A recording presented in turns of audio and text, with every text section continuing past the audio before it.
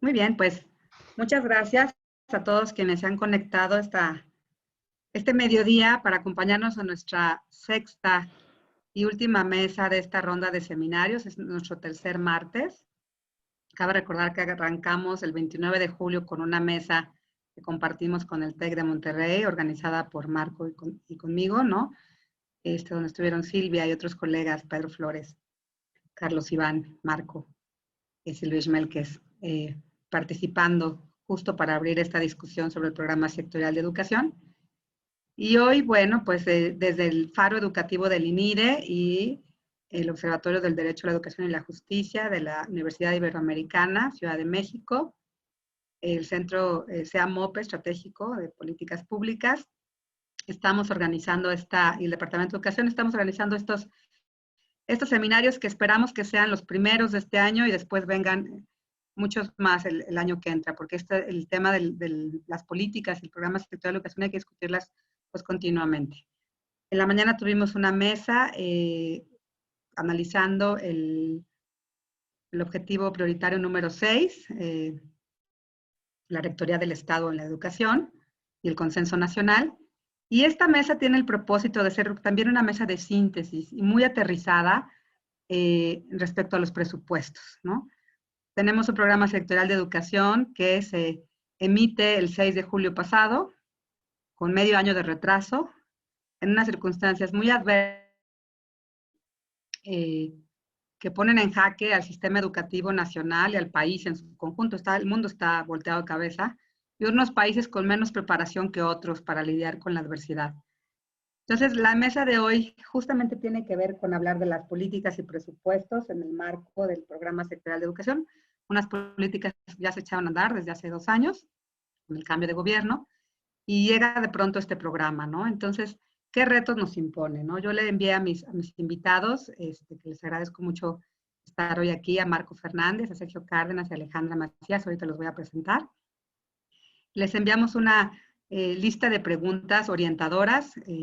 Por supuesto que ellos pueden retomar de estas preguntas lo que 1, 2, 3 o más o menos hacer una síntesis de ellas o agregar otra cosa. El espacio es para ustedes.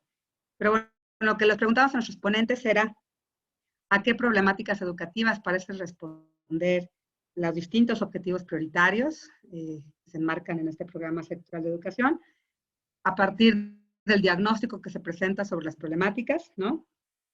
¿En qué medida los objetivos prioritarios y las políticas que se pueden desprender de ellas representan una continuidad o más bien una ruptura de lo que se hizo en el sexenio anterior o en otras administraciones? ¿Qué retos impone la pandemia, ¿no? Al sector educativo y al curso de estas políticas? Entonces, bueno, les voy a pedir a nuestros invitados que más o menos tomen 15 minutos, son 3, entonces tenemos un poquito más de tiempo, la mesa está planteada como para hora y media más o menos. Yo les pido que ustedes se autorregulen, se autoadministren, pero si veo que se pasan, pues quizá les haga una llamada de atención de porfa, ya termina, para que podamos también tener participación del público que nos acompaña y recoger algunas preguntas. Toda la gente que nos acompaña les pido que envíen sus participaciones por el chat. Yo las retomo. Y entonces, bueno, pues empezaría dándole la palabra a Alejandra Macías. Ella es doctora en políticas públicas por el Instituto Tecnológico y de Estudios Superiores de Monterrey. Tiene experiencia en la evaluación de programas, en la evaluación de impacto, el seguimiento y el monitoreo. Trabajó en el programa Oportunidades y también en la Secretaría de la Función Pública. Ha sido consultora para el Banco Mundial y también para el Fondo Internacional para el Desarrollo Agrícola de Naciones Unidas. Actualmente, en su currículum es más extenso, estoy leyendo solo una síntesis. Actualmente trabaja en el Centro de Investigación Económica Presupuestaria, en el CIEP, que hacen un análisis fantástico sobre el tema presupuestal en varias áreas, no solo educación. Y ella hace investigación sobre transferencias de capitales, recursos y cambio demográfico. Alejandra, bienvenida a este espacio. Te doy la palabra. Bueno, muchísimas gracias por la invitación a este foro. Y bueno, me complace mucho compartirlo con mis compañeros y con toda la audiencia, esperando que lo que les traigo a presentar sea de su interés y sobre todo que nos ayude a ver qué se puede hacer en el futuro, ¿no? En temas del gasto público en educación. Voy a compartir mi... no puedo compartir mi pantalla. Dice que el anfitrión inhabilitado. Si quieren me dan un segundo y ya le voy a permitir. Denme un segundo. Okay. Gracias. En mi presentación traigo un poco de los objetivos del programa estratégico, lo cual creo que no voy a... Ya los han discutido y ya se lo saben. Tal vez me pasaría, bueno, quiero hacer énfasis en algunas metas y luego pasarme a la evolución del presupuesto.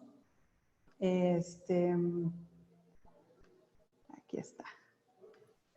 La evolución del presupuesto en educación y cuáles son las perspectivas para este 2020 y probablemente para el siguiente año.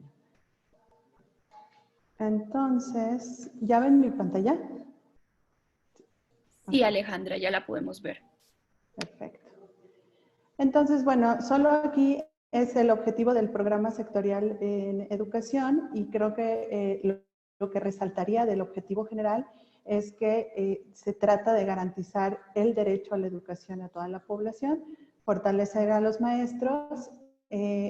Quiero hacer mucho énfasis en tener entornos favorables, bueno, la cultura física y la rectoría del Estado. Como les decía, voy a preferir enfocarme en algunas metas que vienen en el programa sectorial, que son básicamente de cobertura en cuanto a las personas, los jóvenes que atienden al nivel medio y al nivel superior, y también a algunas metas que establece el programa en cuanto a infraestructura educativa. Acceso al agua, a electricidad, a sanitarios y a lavamanos, que creo que o sea, siempre han sido relevantes, pero justo ahora con esta crisis sanitaria, pues son aspectos que se tienen que fortalecer en las mismas escuelas. También, bueno, voy a permitirme dar un poco de contexto para ver el tamaño, que también ustedes conocen muy bien, de lo que es el sistema educativo, ¿no? Entonces, en el ciclo escolar 2019-2020 se tienen 265.597 escuelas públicas que atienden al 87.4% de los alumnos que asisten a la escuela, que son 37.7 millones de alumnos en estas instituciones. Y el resto, que es el 16.1%, pues van a escuelas privadas. Lo siguiente es que de todos los jóvenes, niños y jóvenes que van a la escuela, el 70.3% lo hacen en la educación básica, el 14% es la media superior, el 9.9% es superior y el 5.4% es capacitación. Y lo que vemos es que en el ciclo escolar 18-19 se tenía una cobertura en la educación básica de 93.5%. Y también lo que vemos, y esto tiene como objetivo que les presenté esto, como las brechas, ¿no?, que existen o entre lo que podríamos pensar que es ideal y lo que ahora existe, ¿no? Entonces vemos que la cobertura en primaria pues es de las más altas, pero en media superior y en preescolar pues estamos por debajo del 75-73%. Y esto se relaciona, bueno, en secundaria también tenemos una cobertura un poco más alta, pero ya se empieza a ver cómo va disminuyendo para la media superior y la superior. Esto lo vamos a relacionar con el gasto público, ¿no?, que aquí ya entró en, digamos, en materia CIEP, que tiene que ver con cómo ha evolucionado el gasto que se destina no solo al ramo 12, sino a la función educación. Y esto es, perdón, 12 no es 11, a la SEP. Y esto en 2020 equivale a 808.961 millones de pesos, lo que corresponde a 3.3% del PIB, más o menos. Pero aquí lo interesante es cómo se ha venido comportando este gasto, ¿no? Vemos que de 2010 a 2015, estos recursos representaban arriba del 3.8%, casi 4% del PIB. Sin embargo, en 2016 se ve una caída importante a 3.6% del PIB.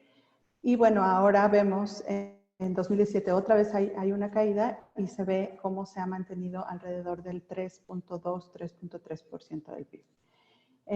Esto me gustaría que lo tuvieran en mente, sobre todo la equivalencia con el PIB, porque al final les voy a hacer una comparación sobre otros tipos de gastos que han venido afectando el nivel de gasto educativo.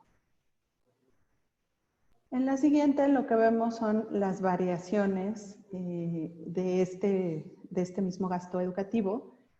Y lo que vemos es que también 2016, 2017 tienen recortes pues bien fuertes, ¿no? En 2016 cae menos 2.7% y en 2017 cae menos 8.3%.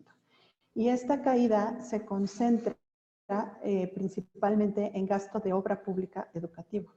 También en gasto corriente y cae como 7%, pero obra pública cae más del 50%. Entonces, bueno, esa es la explicación de por qué se observa esta caída en el gasto público. Y otra cosa que quisiera resaltar en esta gráfica es que en 2019 se observa un incremento del 0.5% en el gasto público. Esto es por la diferencia que existe entre el presupuesto de egresos y la cuenta pública, ¿no? Si hubiéramos analizado el presupuesto de egresos, había una caída en el gasto público educativo. Sin embargo, se ejerció de otra manera y por eso podemos ver este aumento. Y la perspectiva para 2020 es que haya una caída en el gasto educativo del 1.3%. Sin embargo, aquí he de mencionar que si observamos los informes trimestrales de finanzas públicas, lo que vemos es que el primer semestre la SEP ha gastado alrededor del 4% más de lo que se gastó en 2019 y la función educación presenta también un aumento del 9.2%. Creo que es al revés, perdón. La SEP tiene un aumento del 9.2% y la función educación del 4%. Entonces, bueno, probablemente esta caída que se observa analizando el PEF 2020 pueda ser un aumento al final del año. ¿Cómo se distribuye este gasto? Bueno, lo que presentamos aquí en esta gráfica es que el 61.4% se va a educación básica, el 14.1% a media superior, y el 16.6% a superior. Posgrado tiene un 1%, la investigación científica 1.9%, y en otros entran otros rubros que por sí solos no representan más del 1%, entre ellos está la parte cultural y la parte de educación física. Entonces, bueno, básicamente los básica, media superior y superior concentran el 92% del gasto en educación. En esta otra sección sobre gasto, lo que quisiera mencionar es que para 2020 se observaron, aunque se planea gastar menos respecto a 2019, hay algunos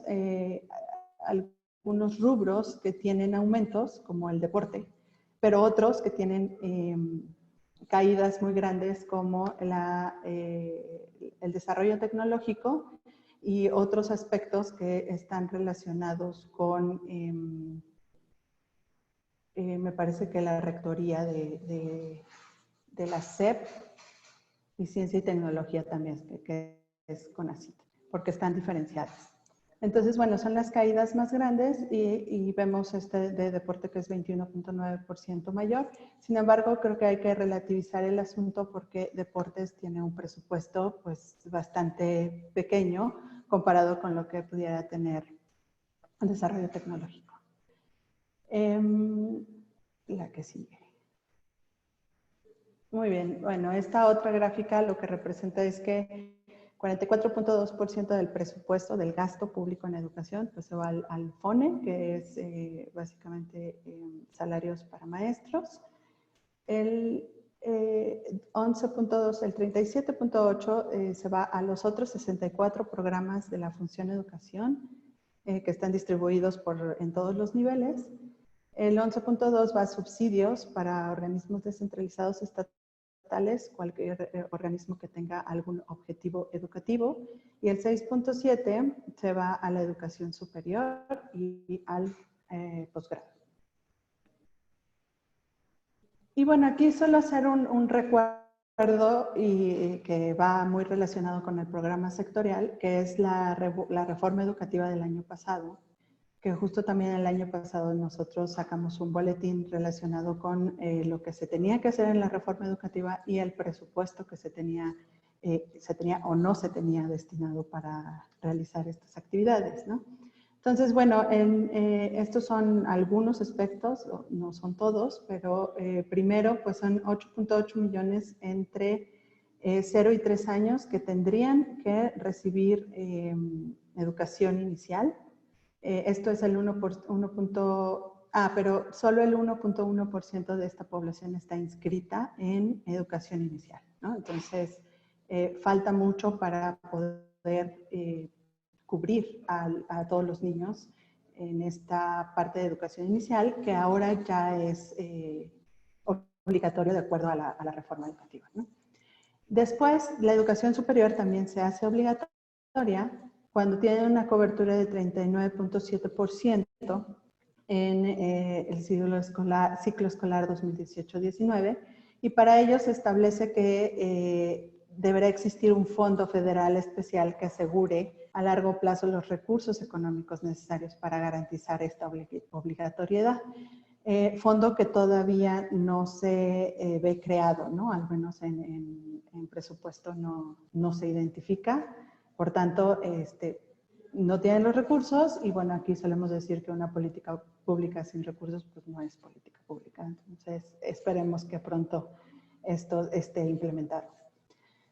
También otros aspectos de reforma educativa, que es la creación del Sistema Nacional de Mejora Continua de Educación, fortalecimiento de instituciones públicas y bueno, básicamente lo que queremos mostrar aquí es que hay varias iniciativas, pero no se ve el match con un presupuesto, dado que está cayendo, dado que la mayoría está dirigido a pago de nómina, dado que está básicamente en la educación básica y no hay reacomodos o reasignación de presupuestos para la superior o para la educación inicial, que ahora son obligatorias. Y bueno, se entiende que también hay deficiencias, ¿no?, que cubrir en la básica y en la media superior.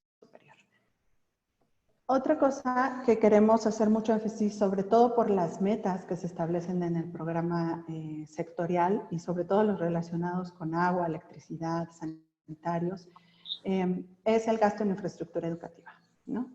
Primero, este tipo de gasto representa el 0.1% de todo el gasto educativo. Entonces, bueno, es pequeñito.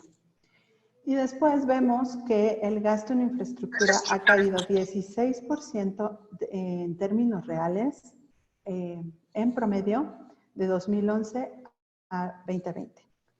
Entonces tampoco se observa por ahí que haya más recursos para poder llegar a las metas establecidas en el programa sectorial.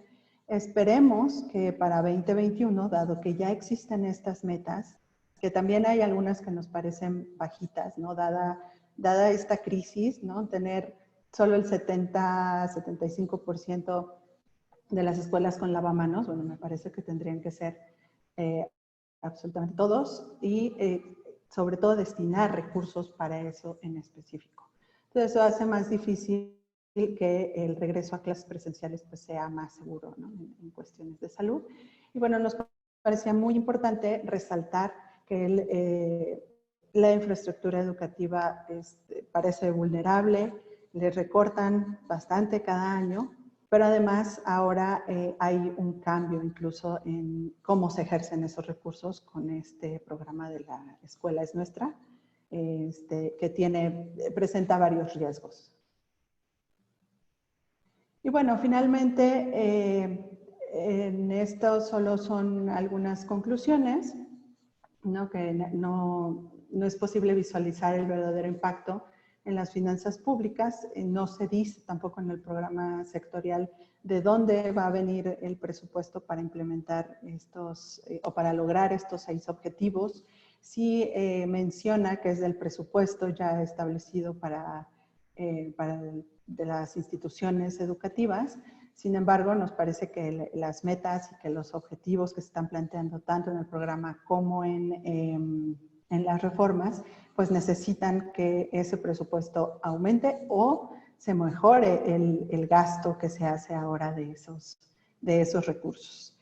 También, bueno, algunos impactos que tienen en el hecho de que la infraestructura educativa no sea la mejor, pues tiene impactos también en las niñas y en las jovencitas, que son las que desertan más en la educación por muchos factores, ¿no? Pero uno de ellos también es la lejanía de las escuelas o la falta de la infraestructura sanitaria adecuada para ellas.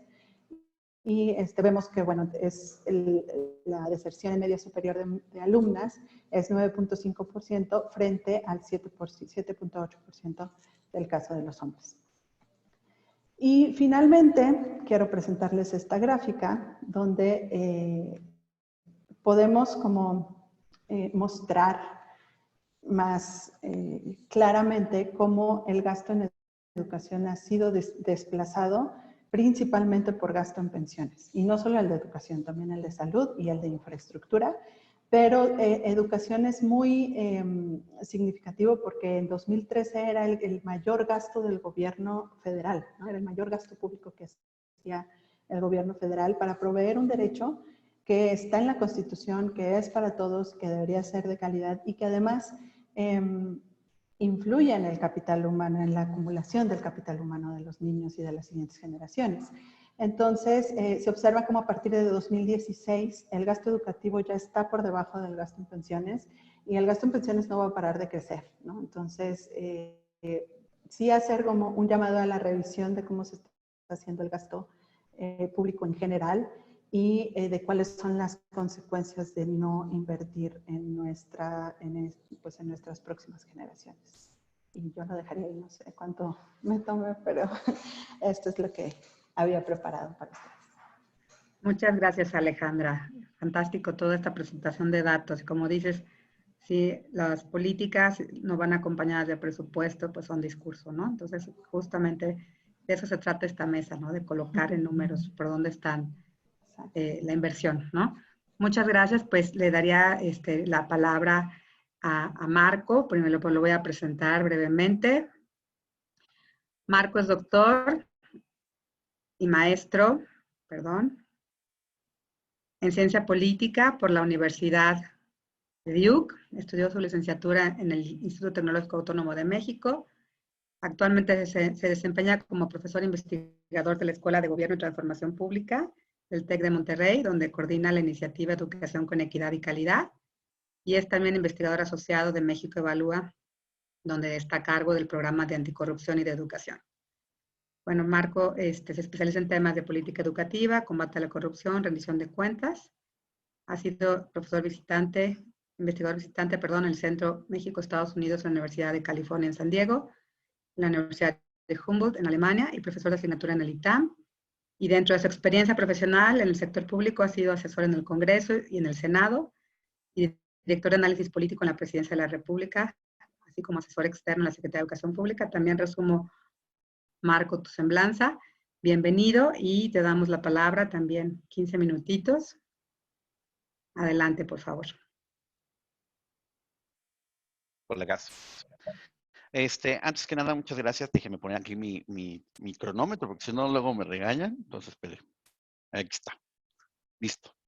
Pues muchísimas gracias por la invitación para compartir con ustedes algunas reflexiones a propósito de el análisis presupuestal y su conexión con la política educativa de cara a las promesas o a los objetivos o a las metas o como le queramos llamar del plan sectorial de educación, que como habíamos comentado hace unas semanas en el seminario en conjunto que organizamos.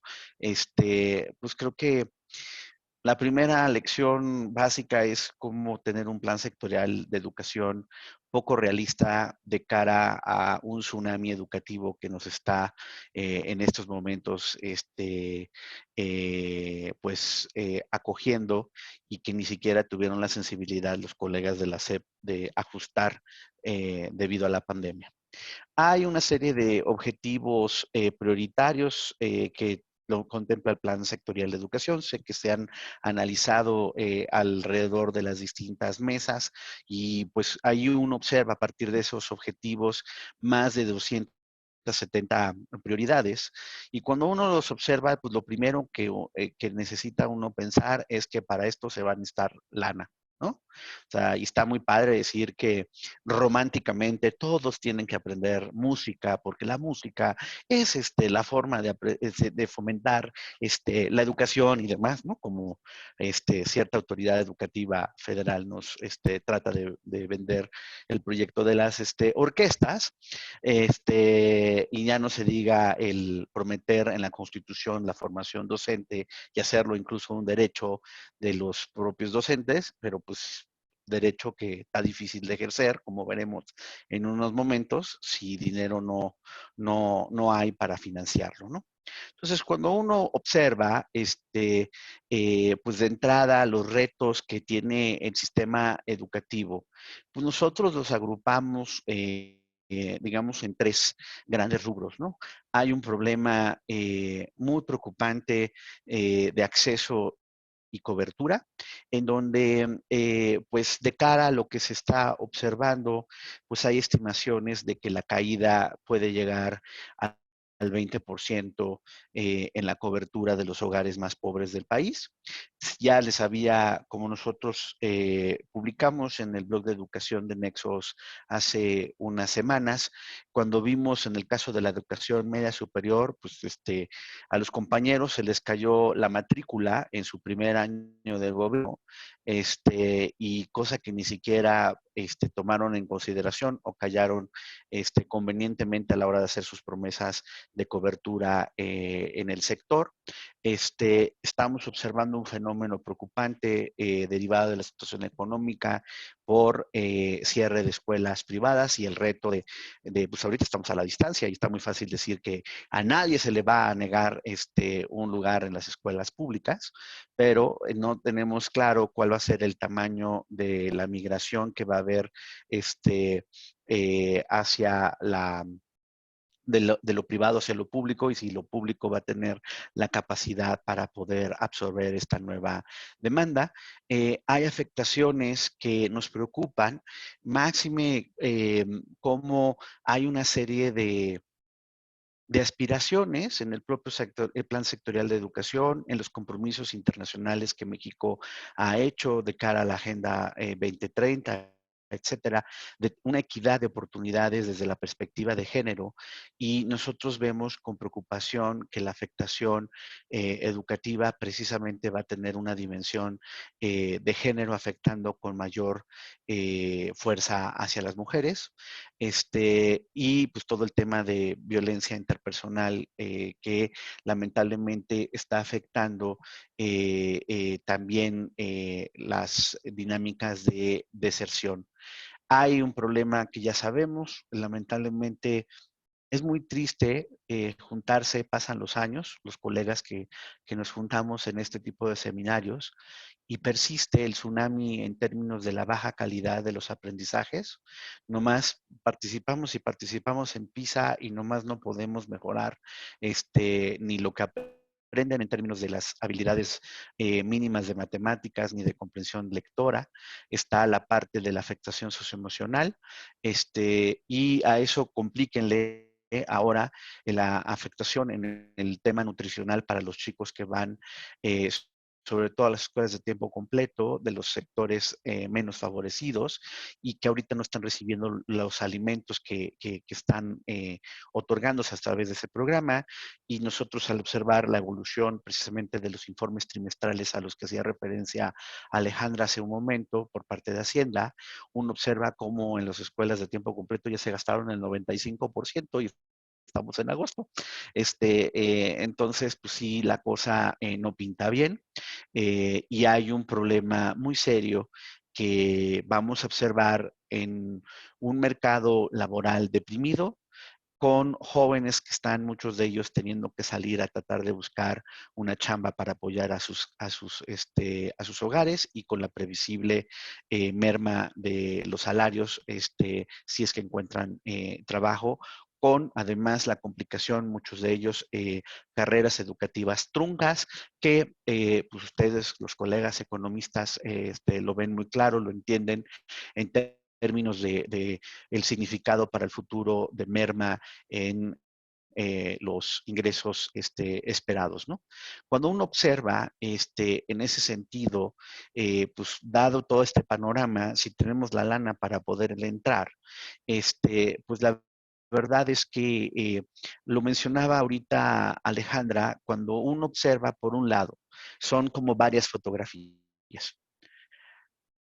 En general hay un problema y mi querido colega Héctor Villarreal y el equipo del CIEP lo ha documentado ampliamente. Tenemos un problema muy serio en las finanzas públicas. ¿Okay?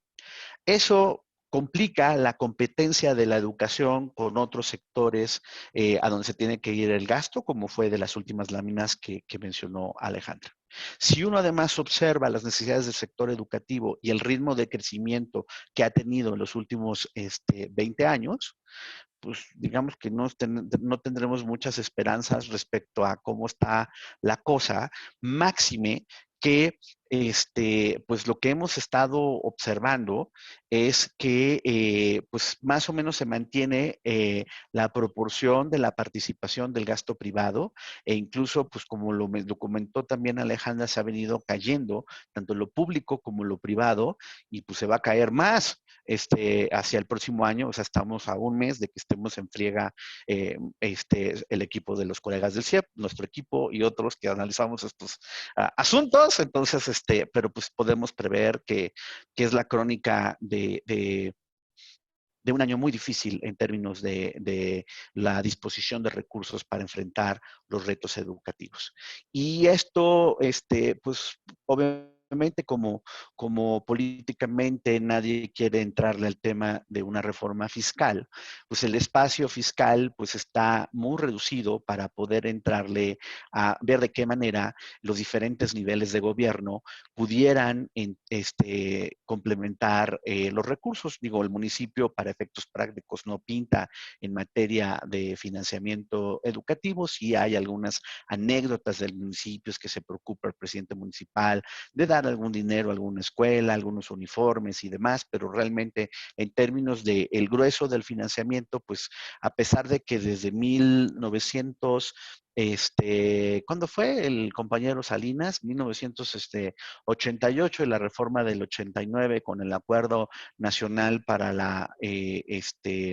para la educación básica y normal, prometió descentralizar la educación, y que justo una de las cosas que se preveía es que habría más participación por parte de los gobiernos estatales al regresarles la administración de los servicios educativos, en particular de la educación básica.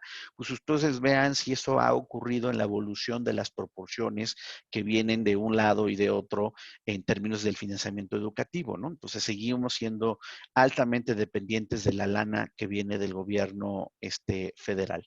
Cuando uno observa además la distribución del dinero en términos de ver si pudiéramos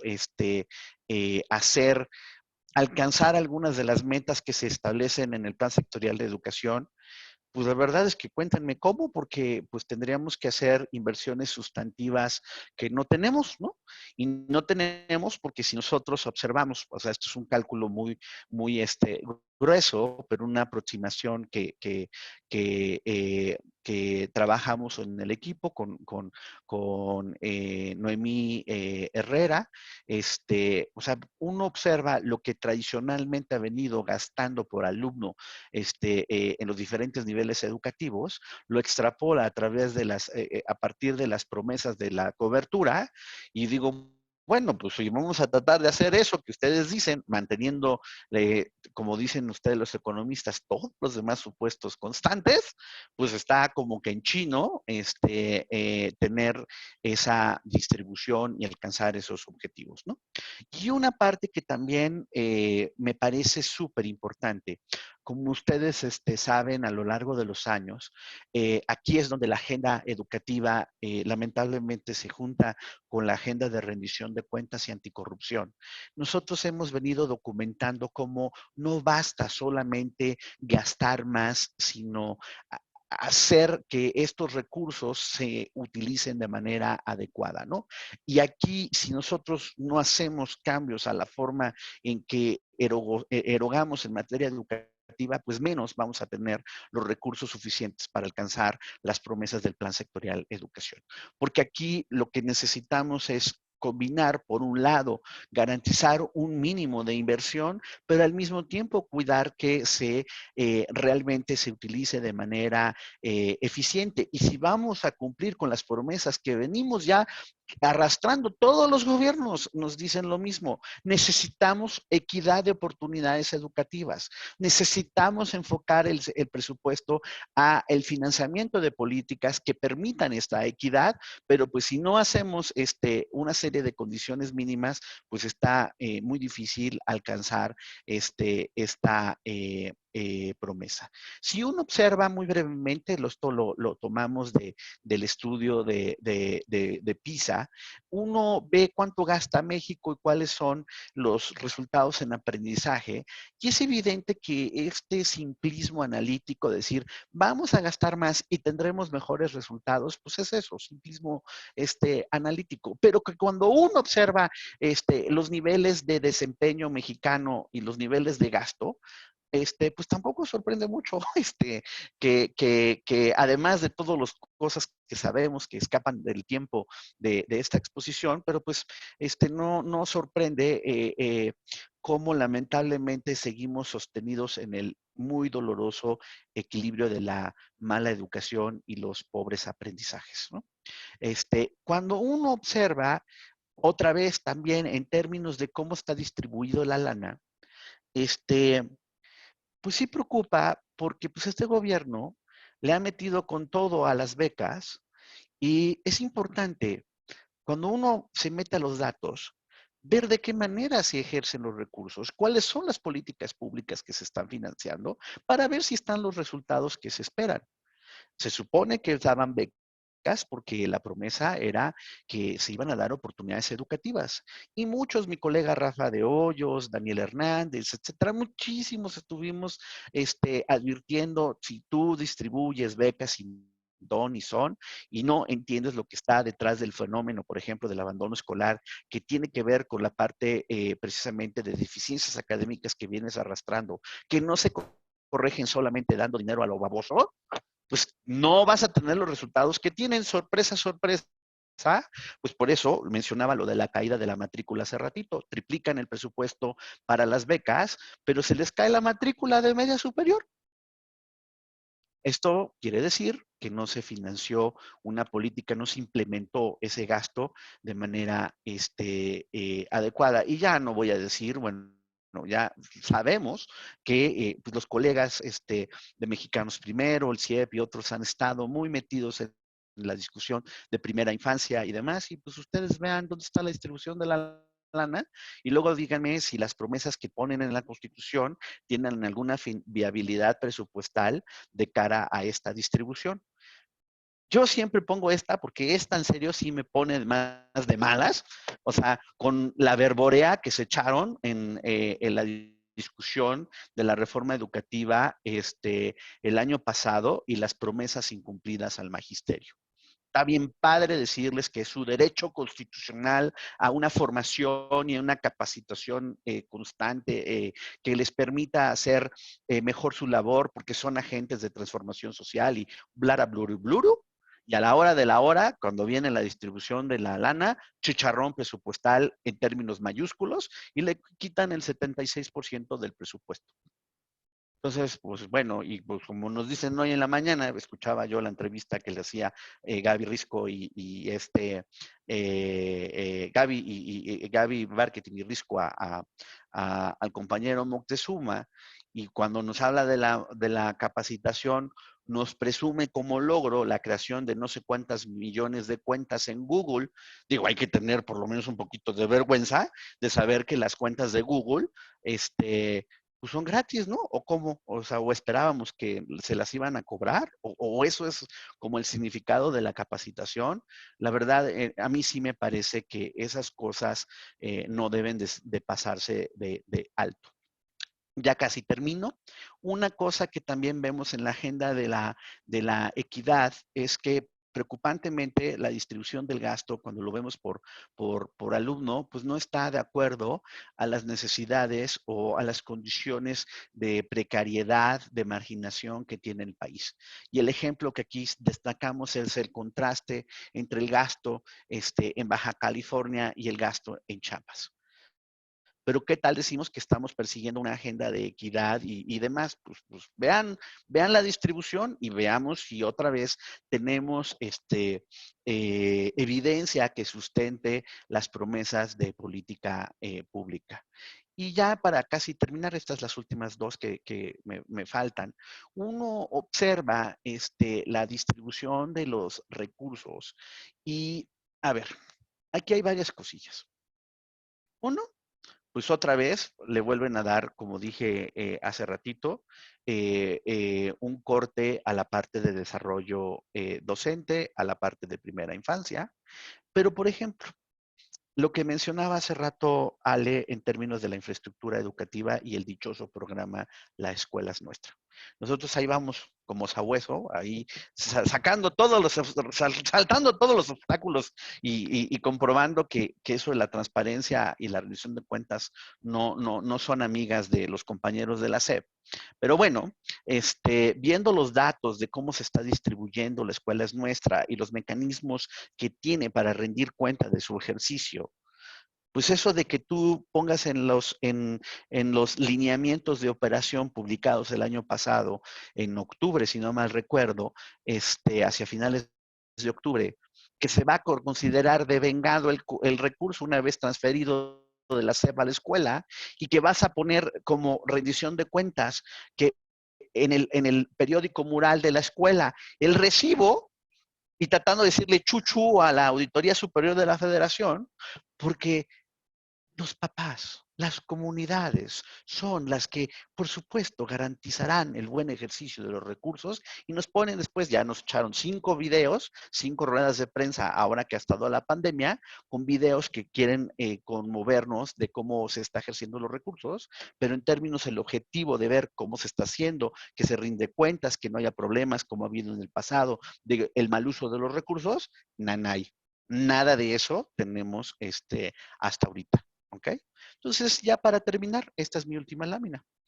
Cuando uno observa, pues, este panorama y voltea a ver, pues, las promesas, a mí me parece que como investigadores tenemos que tratar de poner sobre la mesa siempre propuestas de política pública que sean realistas para ver de qué manera empezamos a cambiar esta realidad que nos es lastimosa.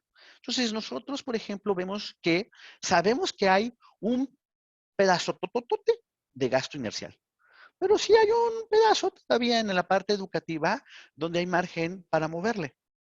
Y lo puedes mover para el bien o lo puedes mover para el desastre, como las becas. ¿Ok? Entonces, tienes un problema, nosotros hemos documentado los problemas de la corrupción del FONE. Público, colegas. Y sigue la fuga, y ahí vamos otra vez, ya mi equipo, sobre todo Noemí, ya me está viendo con ojo de te la voy a cobrar, pero ahí vamos otra vez a ver la segunda parte del FONE. Y estoy seguro que vamos a encontrar más pus de la que encontramos en la supuesta limpieza del sexenio anterior, porque pues ahora están más envalentonados los compañeros del CENTE y de la CENTE, ¿verdad?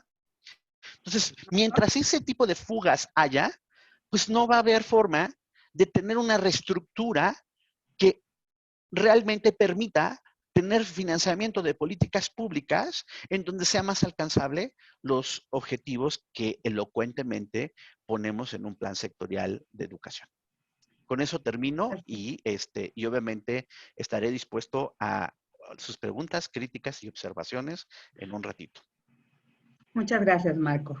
Bueno, en tercer lugar tenemos también esta sesión al doctor Sergio Cárdenas Benham. Él es profesor e investigador del CIDE, del Centro de Investigación y Docencia Económicas. Sergio es doctor y maestro en educación por la Universidad de Harvard, así como maestro en administración y políticas públicas por el CIDE. Pertenece al Sistema Nacional de Investigadores y ha colaborado en diversos proyectos de investigación relacionados con el cuidado infantil temprano, el uso de evidencia, la educación a distancia y la vinculación de universidad-empresa. Bienvenido, Sergio, y adelante. Gracias también, por supuesto, agradecer por la invitación. Siempre es muy interesante con estos cambios que se están dando. Creo que las conversaciones virtuales se han vuelto mucho más ricas de lo que uno esperaría en un espacio presencial. Por lo menos se vuelve más diverso, lo cual ayuda mucho a aprender. Yo confieso que es más una reflexión personal. Digo, yo creo que lo que han presentado los colegas es una excelente fotografía de cómo se está distribuyendo el recurso, los problemas de diseño y estructurales y casi diría permanentes del financiamiento de la educación en México. Pero al recibir la invitación y por supuesto al estar releyendo el programa sectorial, una de las preguntas que viene es qué tan distinto es lo que estamos viendo de lo que se ha visto en sexenios previos. Y la segunda pregunta es, ¿qué tendríamos que hacer para que el 2025 no estemos pensando en los argumentos que hemos tenido con mayor o menor gravedad? Digo, ha habido cierta diferencia y como bien señala Marco, ciertas prácticas que asumíamos no deberían estarse presentando y vemos que regresan.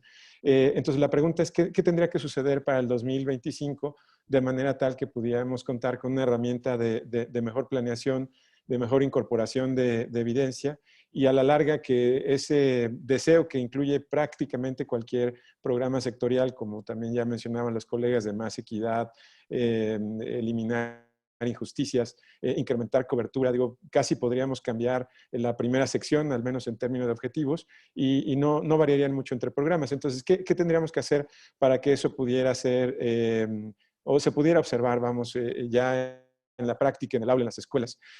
Lo primero es pensar un poco en contexto, insisto, es más como una reflexión pues, para pensar de nuevo cómo modificar o qué rutas tendríamos para no estar repitiendo este ritual cada 6 años de un instrumento pues, que no contribuye mucho. Digo, esto puede generar controversia y a lo mejor para los encargados de los aspectos financieros o los encargados de planeación, el programa sectorial se vuelve casi una Biblia. Yo lo dudaría en términos incluso de implementación, de que se convierta en un insumo práctico, pero asumamos que eso sucedería. Es decir, que para algunos se considere como un instrumento realmente que marca la política y las decisiones en el sexenio.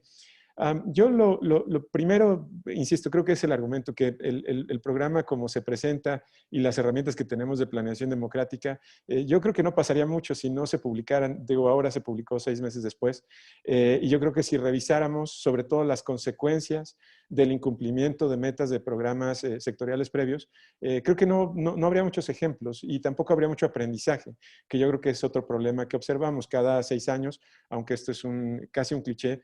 Pensamos que se reconstruyen algunas cosas, no hay esta continuidad que hemos observado en otros sistemas educativos que ayudaría a que estos instrumentos realmente se conviertan en una línea o en una orientación que ayude a que todos los integrantes o o todos los actores del sistema educativo sepan qué es lo que debe suceder. Entonces, en un plano de contexto, yo resaltaría que es un ejercicio de planeación democrática muy limitado. Las consultas como rituales, digo, esto es un proceso que vemos cada 6 años. Cuando vemos los 2 minutos que le dedican a la conversación de equidad, y no estoy hablando solo de este sexenio, es algo que ha pasado antes también, es imposible que se dé una conversación o un diálogo informado que realmente oriente o modifique lo que esperamos cambie en el sistema educativo. Después se le da un dejo técnico, ¿no? Esta idea de meter los indicadores, diagnósticos, algunas cifras, digo, se extrañan un poco en este último, pero es esta lógica de pensar en un instrumento que al final se queda en medio, ni cumple con la orientación técnica, ni cumple con la validación en términos de legitimidad como instrumento de planeación. Es también un espacio muy reducido para la innovación. Si nosotros vemos este programa sectorial, pues no tiene mensajes distintos. Digo, tiene otras implicaciones que ahora mencionaré, pero en realidad son los mismos mensajes. Ya los ponían también los colegas, lo mencionaba Marco. Está el tema de equidad, está el tema de las normales, está el tema de becas. Obviamente con un fraseo distinto en algunos casos y un énfasis también distinto, pero no hay este espacio realmente de innovación que pudiéramos considerar como esa guía para que entonces sí de ahí se deriven políticas y programas. Esto nos lleva a un uso simbólico. Yo de hecho estaría sorprendido, pero es una hipótesis, habría que estudiarlo, que hay un desconocimiento entre decisores de los indicadores que se fijaron, de lo que se está midiendo, de por qué se orientó o se separó por género. Es decir, eso es algo que muy probablemente no tiene esta posibilidad de uso, por lo menos, insisto, para marcar qué es lo que debería estar sucediendo en los estados. Y al final, un fenómeno que recuerdo, creo que es de Gabriel Said, el fenómeno Ososoc, amárrese usted solo la soga al cuello. El programa sectorial es exactamente eso, las metas las fija la autoridad, podrá haber mucha o poca evidencia sobre lo que resulta viable o no. No hay esta conversación sobre los recursos que deberían destinarse, como esto que también menciona Marco. Y entonces las metas se van marcando, asumo, quizá un poco por intuición, un poco por deseabilidad y en el mejor de los casos con algo de técnica, pero no tienen esta implicación o consecuencia que pudiera hacer que se convierta en un instrumento que realmente guíe y que también establezca, en su caso, algunas consecuencias. Se podrá pensar que un instrumento de planeación no debe ser un instrumento que marque consecuencias, pero al menos deberíamos ir pensando cómo se debería ligar. Ahora, en el término de presupuesto como instrumento, yo creo que los colegas también lo expresaron mucho mejor y con datos. Yo creo que queda claro que tenemos bastantes restricciones, que esto se acarrea, es decir, en el 2025 probablemente seguiríamos con este mismo problema. Ya lo mencionaba Alejandra, hay un alto porcentaje a salarios, lo cual en términos de responder a problemas que se están presentando en este momento, como sería dotar, por ejemplo, de lavabos a todas las escuelas, aunque está en uno de los indicadores, pues hay poco espacio, salvo que te asignen más presupuesto, que también era el punto de Marco. Tenemos pocas posibilidades de redirigir. Y estas pocas posibilidades de redirigir pues nos obligan a que cada sexenio prácticamente estés planteando lo políticamente correcto, el formato, e insisto, incurrir en este ritual. La rendición de cuentas también ya lo mencionaban los colegas, que creo que también es un punto importante. Esto es algo muy curioso porque cuando se habla de rendición de cuentas, una de las críticas es que la rendición de cuentas solo aplica a las escuelas. O sea, sí puedo sancionar al director o puedo exhibir a un profesor que no da resultados, pero no puedo señalar a un funcionario que o gastó mal o gastó en lo que no debía o fijó una meta pues muy favorable, digamos. Entonces, esto también es algo que creo que habría que mejorar. Costeo, digo, para los que les ha tocado hacer algún estudio en términos de costo-beneficio, hacer costeo en términos de insumos educativos es una auténtica pesadilla y tienes que poner cualquier cantidad de pies de nota o notas al pie, perdón, porque hay muchas restricciones con los datos, aún en insumos muy básicos que se podrían capturar en una nómina. Y esto tiene implicaciones en términos, que era un punto que también los colegas enfatizaban, de las tasas de retorno. Es decir, necesitamos saber por qué invertiría en superior en lugar de básica. Digo, sé que es una conversación cíclica y que hay posturas encontradas, o por qué invertiría en inicial o en educación temprana contra, no sé, algún voucher para privada. Esto es algo que creo que nos restringe mucho en términos de cómo mejorar este ejercicio de planeación. La evaluación de impacto también es algo que desearíamos ver más. Digo, hace unos años se contaban con los dedos de una mano. Afortunadamente ahora esto es algo que ha cambiado mucho, pero que no tiene efecto todavía. Es decir, podemos tener la evaluación de impacto y los programas se diseñan sin considerar esa evidencia, o bien, que también era el punto que hacía Marco, tenemos evidencia de los efectos limitados de una política y mandas un presupuesto o un porcentaje importante de presupuesto a esa política. Entonces es promover, obviamente obtener más elementos para saber cuál es el impacto de la orientación del recurso, de la definición de políticas, de la priorización de políticas y esa información también que influya decisiones.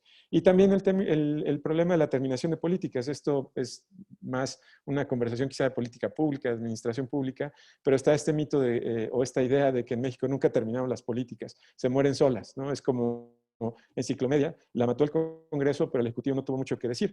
Y nunca entramos a este ciclo de terminar lo que no está funcionando para poder ligarlo o derivado de esa terminación. Digo, obviamente la reforma podría ser otro ejemplo más reciente, también desde el Congreso, obviamente con influencia del Ejecutivo, pero algo no necesariamente ligado a lo que el sistema educativo requeriría. En cuanto al programa sectorial, el 2020-2024, marco algunas restricciones muy ligadas a lo previo, pero creo que nos ayudarían a tratar de encontrar cómo podríamos ir supliendo o qué otro tipo de conversaciones se deberían de provocar una vez que ya tenemos el ritual del libro ya publicado. De hecho, esto es casi como el PISA Show, ¿no? Cada 3 años nos flagelamos, esperamos que podamos flagelarnos. Nunca pensé que iba a desear poder flagelarnos con PISA en unos años. Digo, no sabemos qué va a pasar con esos datos, pero es algo similar. O sea, yo publico el plan, se generan expectativas, pero no necesariamente ese programa resulta en una acción específica. Yo las restricciones que veo, el diagnóstico es algo limitado, que justo es de nuevo una expresión de esta carencia porque no tenemos una continuidad en términos de saber qué está pasando con el sistema. Pensar que todo es una causa, digo, esto es algo que en general en el gobierno está sucediendo y esa causa es la corrupción. Digo, puede ser una de múltiples causas y esto es algo que puede ponerse en la mesa, estará ligado a rendición de cuentas, pero no puede ser la principal desde mi punto de vista. Esto, por supuesto, se puede debatir, pero creo que hay una conversación incompleta o inconclusa en términos de qué es lo que deberíamos poner como prioridad y qué es lo que podríamos impulsar en el sistema educativo. El segundo es un problema de eficiencia. Por ejemplo, ahí de nuevo es esta conversación a largo plazo. Estamos nuevamente, o al menos ahí se propone, una renovación curricular. Digo, si viéramos el costo que tuvo la reforma curricular del sexenio pasado, y no solo el costo, sino la forma de implementar currículos. De hecho, las propias autoridades han tenido opiniones de expertos internacionales. Lo de internacional no es porque sepan más o menos de los nacionales, sino para pensar que se eliminaba un poco el sesgo político. Y la recomendación era no toques el currículo, es decir, hay que dar tiempo, si no para desaparecerlo, pues sí para ver qué funcionó. No todo puede haber fallado, no todo puede funcionar, pero ahí había un aprendizaje. Entonces, volvemos a encontrar en el programa este tipo de cosas, las normales, otra vez, aunque sea como objetivo. En fin, encontramos, o al menos yo encuentro varias ineficiencias, es redundante en algunas cosas. La orientación, que yo creo que es justo los puntos que hacían los colegas, esta idea de tener prioridades y tasa de retorno, ¿dónde mando el recurso? Creo que es algo que está un tanto, bueno, es poco claro, al menos en el programa. Y lo más importante, que va también ligado a los puntos previos, que es sin consecuencias. Si uno ve las tablas con los indicadores, literal dice nota, sujeto a disponibilidad presupuestal. Entonces, digo, es como un círculo vicioso. Asumo que por tener el programa, por estar en el programa, puedo negociar con Hacienda que me mande recurso, pero si Hacienda no lo toma en serio, no es algo que lo vincule, pues simplemente recurro a mi nota al pie, sujeto a disponibilidad presupuestal, y no hay una posibilidad de que estas metas que yo marqué realmente se cumplan. El punto es cómo llegar a un ejercicio en el que lo que se coloque en ese programa es algo que por la propia prioridad tendrá que ser apoyado y se convertirá pues precisamente en un objetivo. Y lo último que también ya se mencionó es por supuesto esta carencia el tema COVID. Yo creo que eso es algo que va a modificar seriamente, pues no solamente la operación en términos presupuestales, sino el sistema educativo, el número de personas, por ejemplo, que van a abandonar o que las escuelas los van a abandonar, depende donde esté la conversación, pues va a ser muy alto. Y entonces esto también va a ser algo que a cualquier programa sectorial lo obligaría a modificarlo. E incluso nos resalta otra restricción. O sea, hacemos una planeación a 6 años, el primer año se presenta algo tan atípico como el COVID y ya no tienes una manera de poder corregir o cambiar.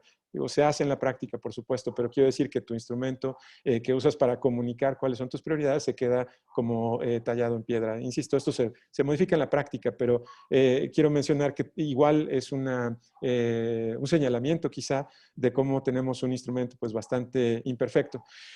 Yo aquí lo dejaría, insisto, son más reflexiones. Yo creo que lo que han presentado previo captura perfectamente la condición en términos de presupuesto, de orientación, de las contradicciones, incluso no solamente de este gobierno, sino en general de cómo se va destinando recurso a educación. No es un problema solo del país, también es otro punto. Es cierto, es una conversación que se repite o se replica en muchos otros contextos, pero insistiría, yo creo que parte del debate que creo sería bueno impulsar es qué tenemos que hacer para que el 2025 no estemos repitiendo este mismo diagnóstico y problema, igual que lo podríamos hacer si ahora viéramos hacia atrás el 18 y el 12 probablemente, y a lo mejor más atrás todavía. Pues gracias por ahora. Muchas gracias, Sergio, colegas. Si alguien tiene alguna pregunta, me gustaría que la pusieran en el chat. A mí, por lo pronto, por aquí tenemos una de Daniel Hernández que voy a leer. Y yo tengo también algunas preguntas y comentarios, ¿no? Ahorita leo la pregunta de Daniel. Hay varias cosas y creo que se ligan muy bien como las presentaciones. Alejandra nos da pues un contexto muy grande de cómo es el gasto, la composición del gasto público y particularmente el gasto educativo, ¿no? Cómo se va específicamente a educación básica, educación media superior, cómo concentran el gasto aquí, ¿no? Pero también nos habla de algo muy importante con respecto a lo que representa al hacerse la educación inicial y superior obligatorias, ¿no? Pues esperaríamos en principio que hubiera una asignación mayor o una asignación presupuestal mayor para estos dos tipos de educación. Sin embargo, bueno, en el caso de educación inicial nos dice solo el 1.1% de quienes están en edad de recibir este tipo de servicios de educación inicial los están recibiendo, no es nada, ¿no? Cuando la población potencial son 8.8 millones. Hay varias cosas que ella nos va señalando, pero nos dice algo crucial, ¿no? No se determina un monto de inversión específico, creo que con esto un poco cierra Sergio ahorita, para lograr estos objetivos, ¿no? Es decir, la disponibilidad presupuestal lo permite, pero pues no tenemos ninguna garantía con ese enunciado, ¿no? Y algo que me parece bien interesante de lo que menciona Alejandra es cuando hace estas comparaciones de gasto en salud, gasto en pensiones, gasto en educación, gasto en infraestructura, cómo va bajando en las prioridades el gasto en educación y cómo frente a esta coyuntura con una bolsa además limitada presupuestal, pues, pues ya no es necesario como pensar, incluso ya, por eso me voy con la participación de Marco, del espacio fiscal reducido, ¿no? No podemos aumentar el gasto mientras no tengamos más recaudación. Ahora es un momento muy complejo para incrementar la recaudación con la caída del empleo, de los salarios, o sea, con la crisis que estamos viviendo y que nos impone la pandemia. Entonces ya, digamos que he escuchado a Marco en muchas otras mesas donde dice nos agarró la crisis con las manos en la puerta, ¿no? Ya teníamos serios déficits en materia de gasto y en materia de recaudación, y la pandemia nos viene a agudizar el escenario. Marco nos presenta un análisis bien interesante respecto al acceso, a la cobertura, a los aprendizajes y lo que está pasando con la pandemia específicamente a partir de, bueno, los retos que nos impondría la pandemia, ¿no? El 20% en la caída de la cobertura es algo realmente alarmante. Varios foros se ha hablado de la probabilidad de abandono escolar, sobre todo en la media superior, ¿no? Donde ya tenemos un problema muy agudo de abandono, ¿no? El cierre de escuelas privadas, que esto afecte más el abandono a más mujeres que hombres, ¿no? Y por supuesto, un incremento en la vulnerabilidad de todos los estudiantes, ¿no? Se ha hablado mucho, no lo voy a mencionar más, Marco ya lo mencionó, la pérdida de aprendizajes, que Rafa y yo se ha insistido mucho en esa parte, afectación de habilidades emocionales, etcétera. Y nos pone como varios temas, bueno, respecto a las incongruencias previo a la pandemia, ¿no? Del gasto. En términos hablamos de revalorización magisterial, esto previo a la pandemia, y con una caída importantísima en el presupuesto para capacitación y para formación inicial y continua de los docentes. Por supuesto, también el tema de primera infancia, etcétera. Ahora, aquí vienen algunas preguntas, ¿no? Que yo les formulo, y te sumo también la Daniel. ¿En qué necesitaríamos, dado este diagrama, este diagnóstico enorme que nos han hecho rápido, además, ¿no? Como expertos en gasto y en política pública, en el caso también de Sergio, ¿no? ¿En dónde tendríamos que estar invirtiendo, ¿no? Incluso en mayor conectividad, regalar más tablets, asegurar conectividad en las comunidades, más capacitación no solo a través de Google, como menciona Marco. De todos estos problemas que he mencionado, ¿cuáles son los objetivos urgentes? Porque siempre tenemos las cosas urgentes y las importantes. Y ahorita parece que las dos, ¿no? ¿Cuál es lo urgente y cuál es lo más importante, ¿no? Entonces, ¿dónde tendríamos que estar colocando, porque el programa nos lo dice ante la pandemia, nuestro presupuesto? ¿Y qué podemos hacer con este espacio fiscal reducido? Me gusta mucho la parte de Sergio cuando dice que es un instrumento, fíjense qué conclusión tan fuerte, ¿no? Pero es un instrumento que cada vez es más inútil, ¿no? No lo dijiste así, Sergio, yo estoy poniendo mi énfasis, ¿no? Es un programa sectorial que va y que nos ayuda, normalmente estos programas sectoriales nos ayudan como a pensar, a planear, ¿no? O sea, nos marcan la ruta, nos dicen, por aquí van las líneas de política, como se tardó el tiempo en salir el programa sectorial, tuvimos que echar mano de varios documentos para construir cuáles eran las continuidades y rupturas, qué implicaba la nueva escuela mexicana, etcétera.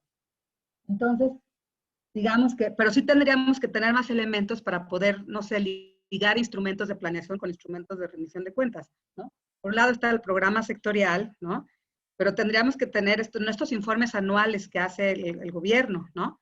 Poder darle seguimiento, que un ciudadano de a pie pudiera darle seguimiento al presupuesto. O sea, se vuelve un tema de expertos, solo los expertos saben navegar en el presupuesto para ver por dónde están estos recortes. No lo puede hacer el ciudadano de a pie. Entonces es bien difícil reconstruir, hay que leer muchos documentos, ponerlos todos en una mesa para poder entender por dónde están las prioridades y qué es discurso, ¿no? Y sí, desafortunadamente al acabar el sexenio, pues vamos a tener seguramente unas cuentas nada alegres, ¿no? Y también retomo, bueno, la pregunta, sin reforma fiscal y este espacio fiscal reducido, ¿cómo lo hacemos para gastar? Tenemos que priorizar el gasto y tenemos que hacerlo urgentemente, ¿no? Y cierro con esa idea de Sergio, ¿no? En mi comentario y preguntas, algunas preguntas al respecto, ¿no? Que esta rendición de cuentas jamás aplica, parece, en este momento a los funcionarios, ¿no? Estamos en un proceso bien, bien complejo. En fin. Bueno, aquí tengo varias preguntas. No me excedí, ¿verdad? Es que las pusieron al final, oigan, se pasan. Qué barbaridad, ¿no? Dice Daniel, ¿existe algún estudio que indique la eficacia del gasto educativo en los años anteriores para responder a lo que señala Sergio Cárdenas? Anet dice, el análisis que ha hecho Sergio al programa sectorial actual me parece que aplica a cuando menos los de 3 sexenios anteriores. ¿Compartirían ustedes esta apreciación y en su caso con cuáles matices? Carlos Rodríguez del INIDE nos dice, los programas presupuestales del plan sectorial parecen orientados por concepciones políticas e ideológicas y no por resultados de la investigación educativa. Por ejemplo, la política de becas, mencionada por Marco, ignora los resultados de muchas investigaciones.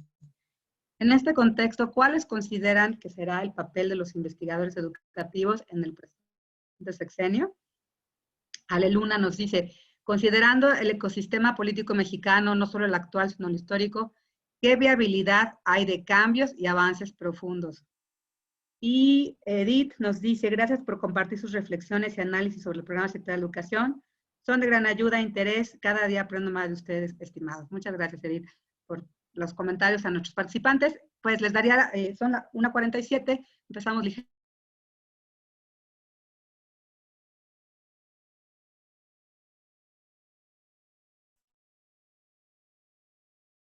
Tratar de con a uno de 3. Le doy la palabra a Alejandra, luego a Marco y terminaríamos con Sergio. Adelante, Alejandra. Sí, bueno, muchas gracias.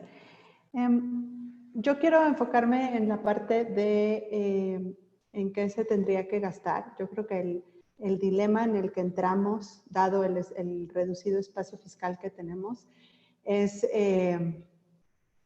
pues es muy grande, ¿no?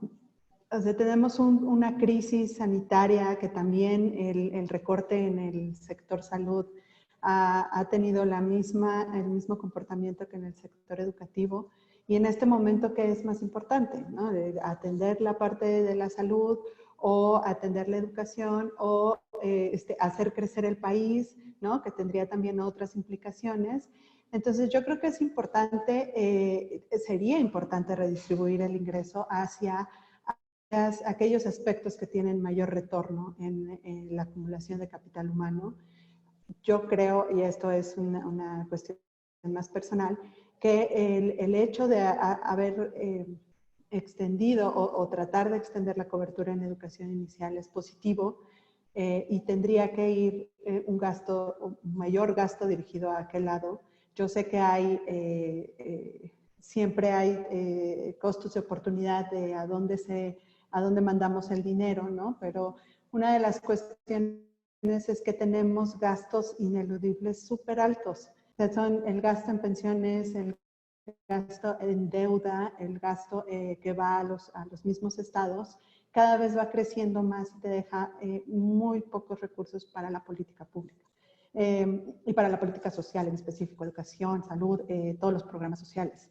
Entonces, yo creo que esto de no tomar en cuenta los resultados de las evaluaciones de programas educativos, pues no solo sucede en el sector educativo, también en el social, ¿no? Hay programas sociales que no han funcionado y se siguen implementando por cuestiones más políticas o y, bueno, por votos, ¿no? Cuestiones electorales.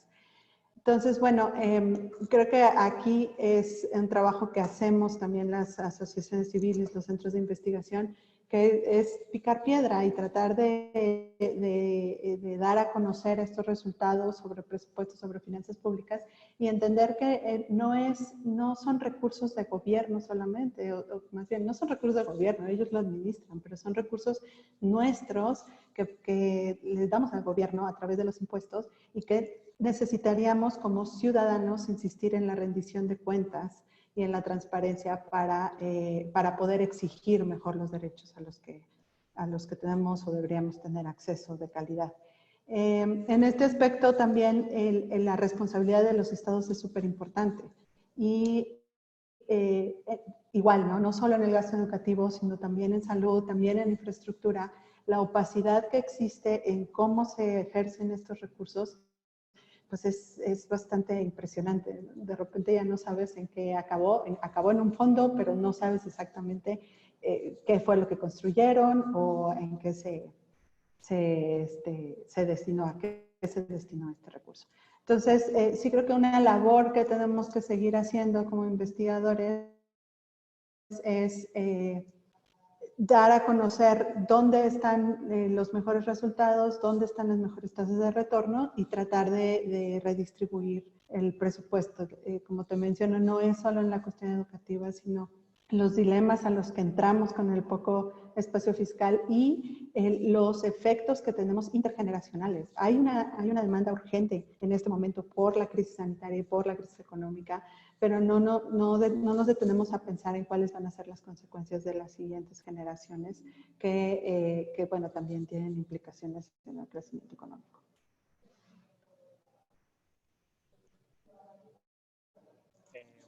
Muchas gracias, Alejandra. Marco. Sí, muy brevemente. A ver, creo que la pregunta de Daniel está relacionada también al tema de cuál es el papel de los investigadores.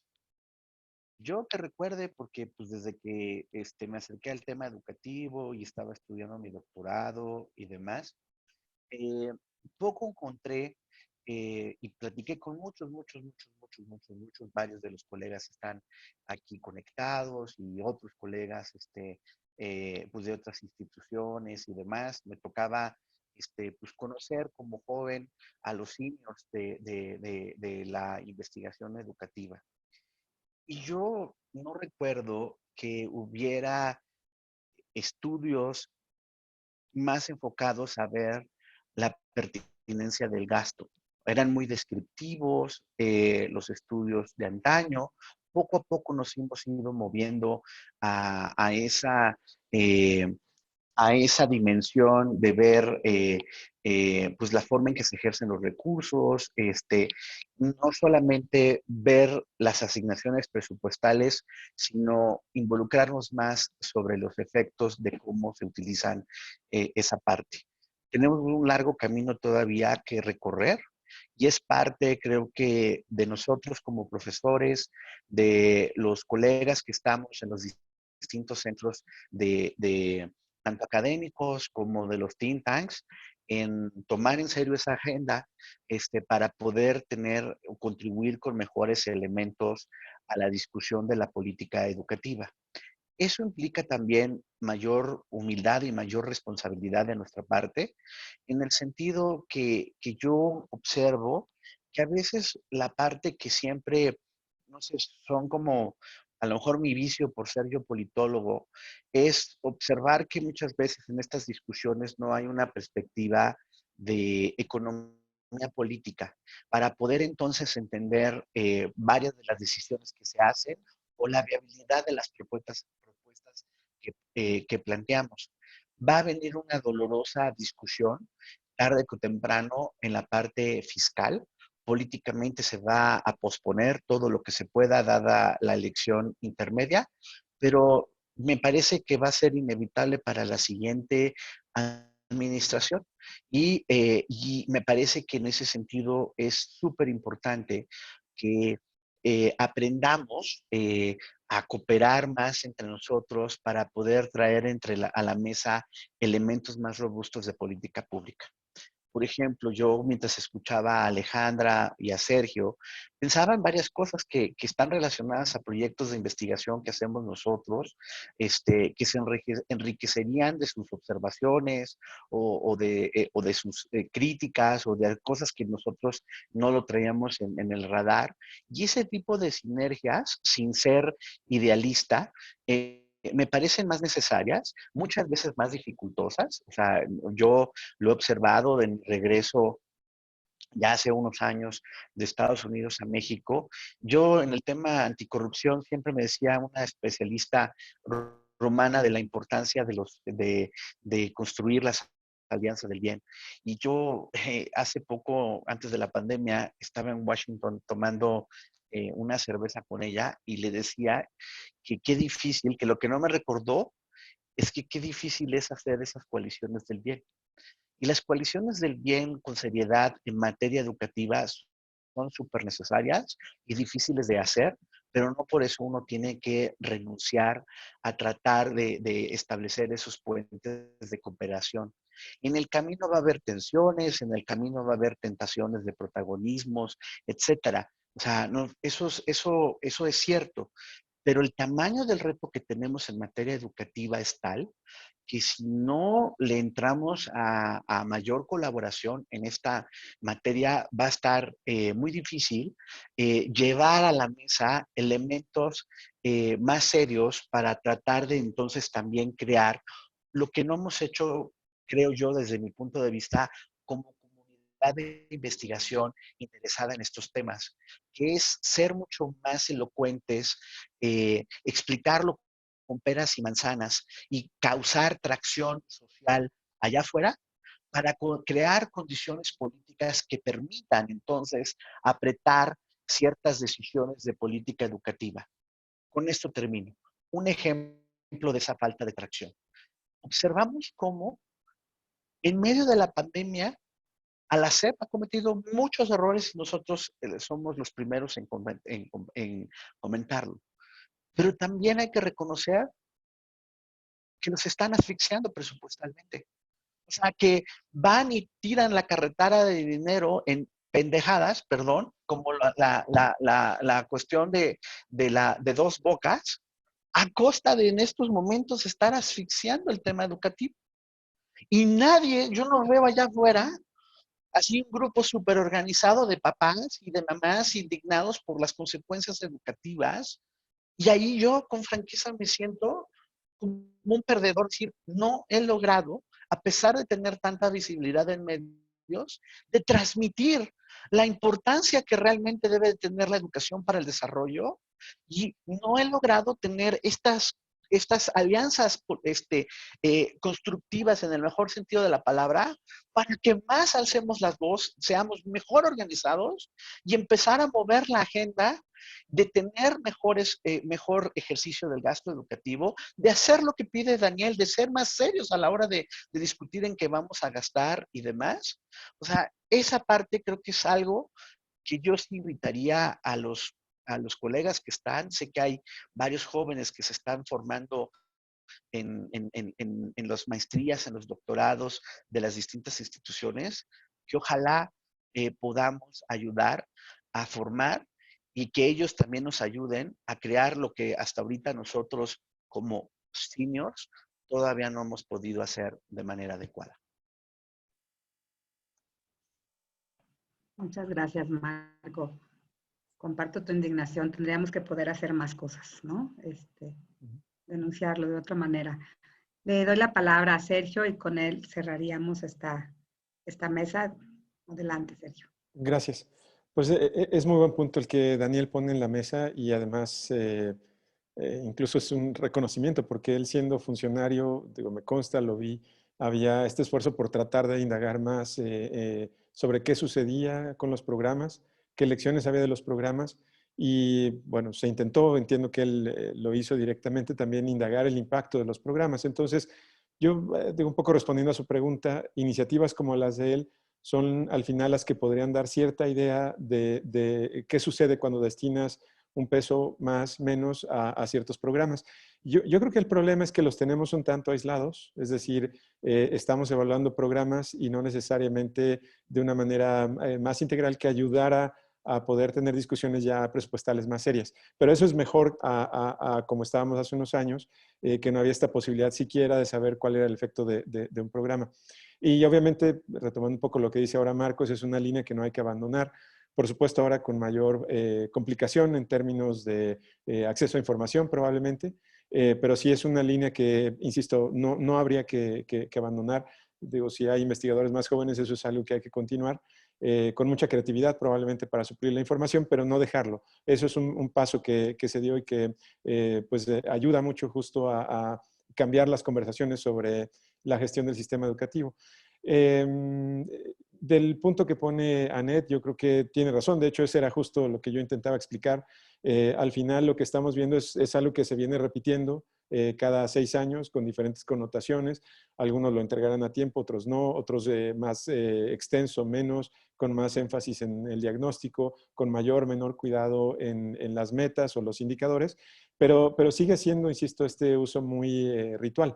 Entonces, sí, yo creo que el diagnóstico no, insisto, podrías cambiarle la fecha y más de un punto será compartido, pero ese es precisamente, insisto, la conversación hacia el 2025. Independientemente de partido, ¿cómo puedes pensar una herramienta de planeación diferente o cómo la sustituyes? Que a lo mejor va con esta idea de Marco, de tratar de crear redes donde a lo mejor pues tienes ese monumento que lo publicas cada 6 años, pero hay posibilidades de modificar lo que está sucediendo en los niveles más bajos. Yo creo que eso también hay una labor que llevaría al último punto que quisiera señalar sobre el rol de los investigadores. Digo, esto yo lo escuché de otra persona, donde dice, miren, los investigadores andan perdidos, o sea, no tienen claro el rol que van a jugar en este periodo en específico. En previos creo que había al menos en un sector importante, o había una orientación a tratar de acompañar a algunas de las instituciones que estaban generando información principalmente, que ahora ya no existe, o estaban en el otro extremo tratando de señalar y cuestionar, que también es válido. Digo, al final ambas rutas ayudan. Creo que eso se ha perdido. Ahora al menos no se ve cuál es esa contribución de la investigación, y eso me culpa, no estoy pensando ni en grupos, ni en orientación de unos y otros, o diferentes tradiciones de tipo de investigación. Yo creo que en general, y ese es, insisto, una culpa para investigadores en educación, que no ha quedado claro cuál es ese rol, y que además nos subimos muy fácilmente a discusiones incluso muy electorales, me atrevería a decir, a diferencia de otros países donde hay una conversación constante. Por ejemplo, recuerdo ahora un ejemplo que me daba un colega sobre cómo trabajaba en Inglaterra. Él era lo que le denominan, digo, yo no estoy familiarizado tanto con el sistema, pero le llamaban un amigo crítico, es decir, era un investigador que recibía los reportes antes que cualquier otra persona y su función era destrozarlo en privado. O sea, estaba asumido que su función era ayudar a que mejorara ese reporte y que no se iba a usar para hacer una discusión pública sin fundamento. La discusión pública venía después. Bueno, esos roles yo no creo todavía que sea algo que ahora se pudiera pensar como algo institucionalizado en el país. No estoy diciendo que debamos copiar tal cual lo que venga de otro lado, sino simplemente asumir diferentes roles sobre cómo podríamos contribuir a mejorar la política educativa. Muchas gracias, Sergio. Pues hemos terminado. Digo, esta es una conversación, insisto, de muchas que espero que tengamos. Los vamos a volver a invitar desde el Faro y desde el ODEG para participar y para seguir conversando sobre el programa sectorial y sobre la política educativa, más allá de que este instrumento sirva o no. Pues hay muchos temas, muchos elementos que tenemos que conversar a ver cómo nos va con este ejercicio del presupuesto este año, ¿no? Vamos a estar como muy atentos, también los vamos a volver a invitar a estas mesas. Pues creo que con esta mesa cerraríamos. Yo quiero agradecer a Alejandra del CIEP, a Marco Fernández del TEC y de México Evalúa, a Sergio del CIDE, por acompañarnos, por esta extraordinaria charla. Sus presentaciones fueron fantásticas, a ver si luego nos las comparten para compartirla también desde el Faro, algunos cachitos, ¿no? En nuestras redes sociales. Quiero darle la palabra a Meche y después hacer el cierre y agradecer también que están Hilda y Estefano han estado siguiendo todas las mesas, el director del INIDE y la directora del Departamento de Educación, quienes nos apoyaron para llevar a cabo también este evento. Meche. Bueno, solamente unos minutos. Igual que mi colega, queremos agradecer la participación de todos los que participaron a lo largo de este seminario. Y como bien dice Arcelia, esta va a ser una primera actividad de manera conjunta que queremos ir consolidando a través de un laboratorio de la educación, pero estamos como caminando poco a poco, pero seguro, y desde luego vamos a tener otros seminarios, otros encuentros y demás. Y bueno, igual Departamento de Educación, INIDE Departamento de la Educación, me da gusto que estén nuestros directivos y nuestros invitados y los participantes que nos han seguido a lo largo de todo este proceso. Bueno, esto sería de mi parte a nombre del Observatorio del Derecho a la Educación y Justicia del Sistema Universitario Jesuita. Adelante, Arcelia. Muchas gracias, Meche. No sé si Estefano o Hilda quieran agregar algo. Gracias por acompañarnos hasta el final del evento. ¡Qué solidaridad! Muy bien. Bueno, yo quisiera felicitarlas a Arcelia y a Meche por este interesante seminario con excelentes ponentes que nos deja mucho para reflexionar y las ganas de seguir teniendo este tipo de intervenciones, porque pues dan mucha luz en cosas que a veces uno no ve y que otros miran con una mayor experiencia y mucho ojo crítico. Entonces, de verdad, muchas felicidades. Yo hubiera querido estar más de lo que estuve, pero la verdad es que me quedé con hambre de estar más. Muchas gracias y muchas felicidades, Arce y Meche, por la organización y a nuestros ponentes por su participación excelente. Muchas gracias, Hilda. Bueno, también agradecer, han sido 6 mesas muy interesantes las que se han desarrollado a lo largo de estas 3 semanas. A mí me parece que la última destaca por la precisión de los análisis y porque nos ayuda a observar elementos que de repente desde la investigación cualitativa no estamos tan propensos a identificar. A mí me pareció sobresaliente lo que han estado mencionando, les agradezco mucho. Y bueno, y solamente cerrando, agradeciendo mucho a Meche, a Arce y a todas y todos los que han hecho posible este seminario. Yo me voy con muchos aprendizajes, con muchas reflexiones y pues espero que podamos seguir intercambiando en este y en otros espacios. Muchas gracias. Muchas gracias, Estefano, por tus palabras. Pues con esto les vamos a subir tenemos la grabación de todos los seminarios en YouTube, los vamos a colocar en la página del Faro, los hemos colocado en redes sociales, tanto la del INIDE como el Twitter del Faro Educativo, pero los vamos a seguir compartiendo. y vamos a sacar una breve memoria del evento. Nuestros participantes los hemos invitado también a que escriban algo para hacer un cuaderno de políticas que vamos a publicar desde el Faro, ¿no? Pues sin más, muchísimas gracias y seguimos en la conversación. Esto aquí no se acaba, ¿no? Muy buenas tardes a todos. Gracias, buenas tardes, colegas. Gracias, Marce Gómez, por ayudarnos en toda la grabación del evento. Con mucho gusto. Gracias. Bye. Adiós. Bye.